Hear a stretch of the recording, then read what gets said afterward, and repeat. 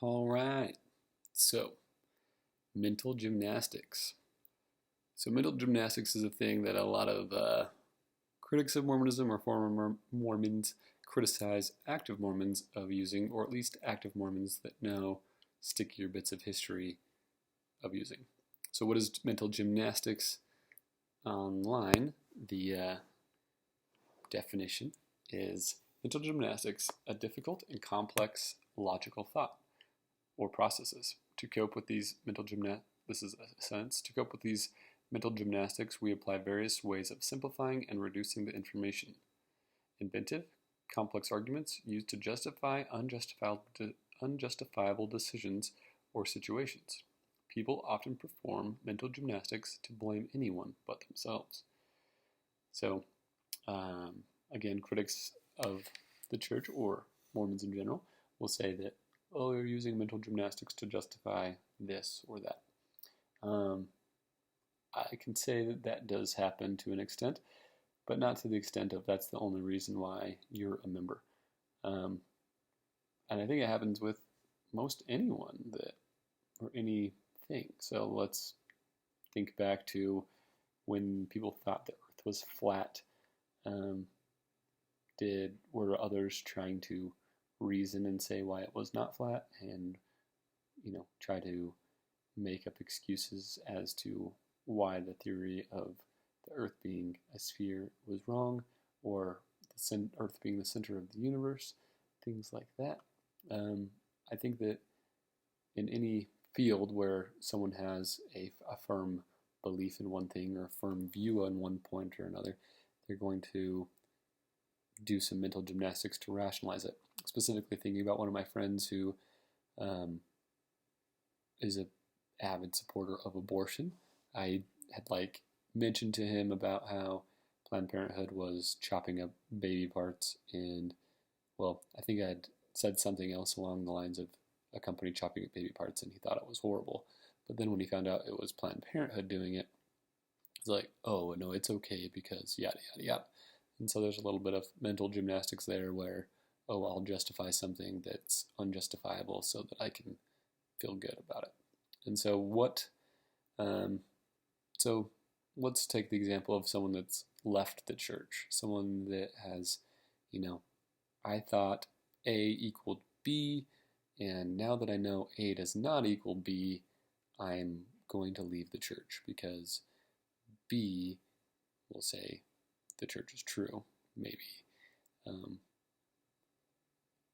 not going to give specific instances because there's just a lot of instances of different reasons why people leave the church. So you can take your own instances. But so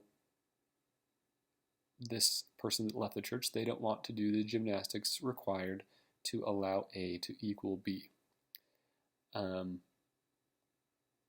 So when they look back at someone that's still in church, they're saying, oh, well, you're just doing mental gymnastics that I wasn't willing to do to make A equal B. And there's a bunch of different scenarios. The person that's still in the church maybe never thought that A had to equal B for the church to be true.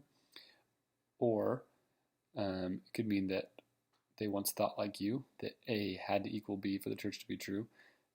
But they know that the church is true, and so they're not willing to compromise, and they're willing to reassess, does A need to equal B? And maybe that's the mental gymnastics you're talking about, where once they thought A needed to equal B, but now they're willing to say, oh, A doesn't need to equal B for the church to be true.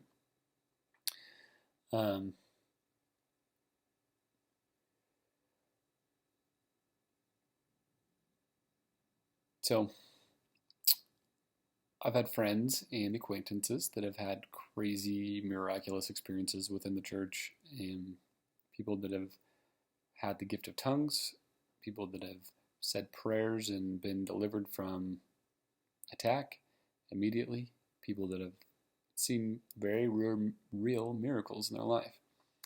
And those people that I'm referring to in these instances are now atheists. So what does that mean? That means that they were able to mental gymnastics their way out of those miracles. Oh, well, I don't have to believe in those miracles anymore because I don't think that Joseph Smith was a prophet, or something like that, that has, they're fairly unrelated events. I think that, like, let's say, does Joseph Smith have to be perfect in order for the priesthood to be restored to the earth? I don't think so. So does that mean that I'm doing mental gymnastics because I think that the priesthood is real and I also know that Joseph Smith was imperfect?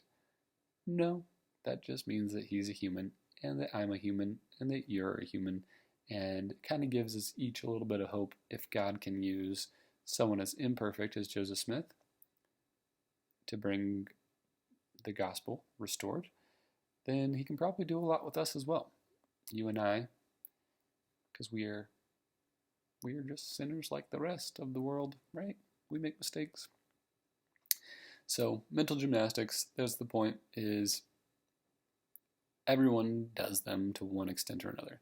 The question is, are you going to mental gymnastics your way out of the church or mental gymnastics your way to stay in the church? I don't think you have to do either one. I think that you can hold on to truth and leave garbage to the side and not have to do any gymnastics around it. Just be like, oh, well, that must not be true. That portion of my belief must not be true. That doesn't mean that God isn't still there. That doesn't mean that the priesthood is still not real. It simply means that there are imperfect people, or it means that that particular passage of scripture that I understood one way, I am now misunderstanding it, and I need to reassess what it actually means. I need to pray and ask God. So at the end of the day, just pray, ask God. You don't need to feel like you're an idiot. Don't let other people put you down and say, oh, you're just mental gymnasticsing your way out of things. Just be like, no, I'm just trying to further understand. I once thought that the earth was flat, and now I'm trying to understand how it is round within the context of the gospel. So there's a lot of intricacies and a lot of different things. Don't throw the baby out with the bathwater. Stay active, stay faithful, stay praying, and remember, you won't love it unless you live it.